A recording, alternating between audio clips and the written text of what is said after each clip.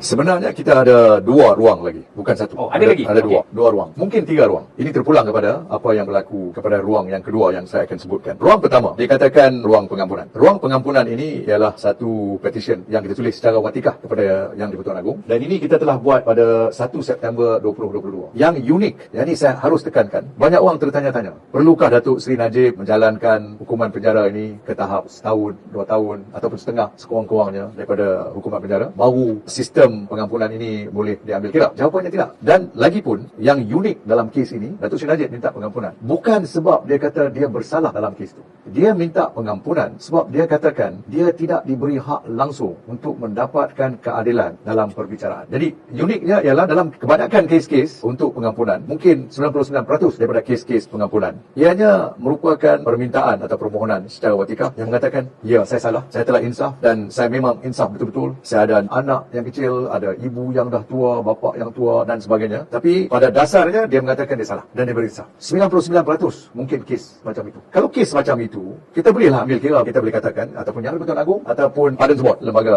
pengampunan boleh katakan, kes ini terlalu awal, kita nak mempertimbangkan. Tapi kes Datuk Seri Najib, mungkin elok saya baca satu tempat. Ini dalam watikah yang saya hantar, petition itu sendiri. Kalau saya baca, jadi saya tak akan list code. Ni Datuk Seri Najib kata begini, amat berbeza dari kes-kes yang lain sebelum ini. Pengampunan yang dipohon di sini amat unik sekali kerana ianya dimohon bukan kerana Datuk Seri Najib berasa salah di atas tuduhan-tuduhan yang dilemparkan terhadap beliau dan yang mana beliau didapati salah oleh Mahkamah Persekutuan baru-baru ini. Tetapi beliau merayu kepada tuanku kerana beliau tidak diberi peluang sepenuhnya di dalam satu perbicaraan rayuan yang adil. Merit kes Datuk Seri Najib di dalam kes SRC ini juga tidak didengari langsung oleh Mahkamah Persekutuan. So, ini dasar dia. Kalau ini dasar dia, dia menimbulkan macam-macam aspek keadilan. Pertamanya, Yang di-Pertuan Agong sendiri ataupun menerusi lembaga pengampunan. Saya rasa harus seseorang ataupun sesuatu lembaga membuat kajian, tengok apa watikah ini mengatakan. Apa sebab dia minta pengampunan dengan begitu cepat. Kalau dia lihat perenggan 5 yang saya baca tadi, harus tertimbul dalam pemikiran beliau, ini adalah satu kes yang unik. Dia sendiri kata dia tak terima satu pengadilan yang adil. Prosesnya semuanya salah. Jadi kalau begitu, bagaimana kalau kita bentangkan perkara ini kepada lembaga pengampunan? Biar dia orang decide. Let them decide. Now, dalam sistem pengampunan ini, lembaga pengampunan beberapa orang ada yang selalunya kalau di wilayah persekutuan, menteri wilayah persekutuan dan dalam kes ini ialah Perdana Menteri sendiri, dan kalau di negeri-negeri lain menteri besar dia akan bersidang dan semuanya kemudiannya akan diangkat. Dia buat recommendation, akan dibuat cadangan-cadangan yang tertentu oleh lembaga kepada seperti di wilayah kepada Yang di-Pertuan Agong. Kalau di Selangor kepada Sultan Selangor, kalau Johor Sultan Johor dan sebagainya. Jadi ia akan diangkat dalam kes ini kepada Yang di-Pertuan Agong dengan pandangan-pandangan yang tertentu termasuk pandangan daripada AG dan pandangan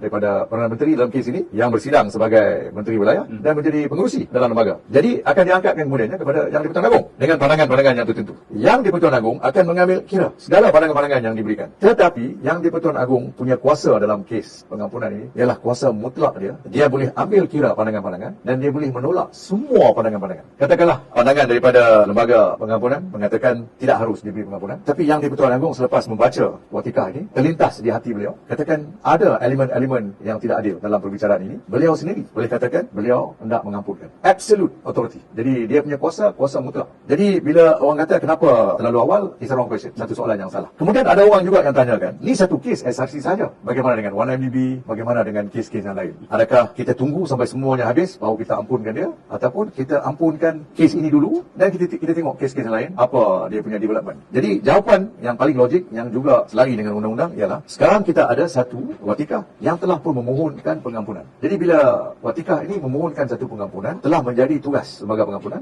untuk membuat apa-apa recommendation cadangan mereka kepada Yang di-Pertuan Agong dan juga menjadi tugas kepada Yang di-Pertuan Agong sekarang ini untuk melihat perkara ini dan membuat keputusan sama ada menerima atau menolak.